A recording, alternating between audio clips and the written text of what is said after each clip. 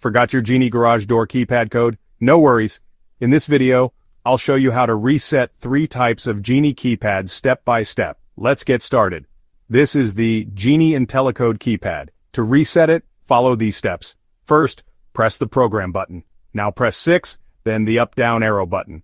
The backlight should turn off. That means it's ready. Next, press these numbers. 3, 5, 7, then program again. The keypad light will turn on and start flashing. That's it. Your keypad is now ready to be synced with the opener.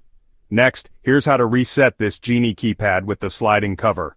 Press and hold the program and up-down buttons together. Hold them for about 5 seconds. The light below the program button will turn solid, then it flashes twice and turns off. That's how you know it's been reset. Now, the default pin is 357. Finally, here's how to reset the Genie Universal keypad. Press and hold the program and up-down buttons together. Hold for 5 seconds until you hear a beep. The green light will flash, then go off. Now your universal keypad is reset and ready to reprogram.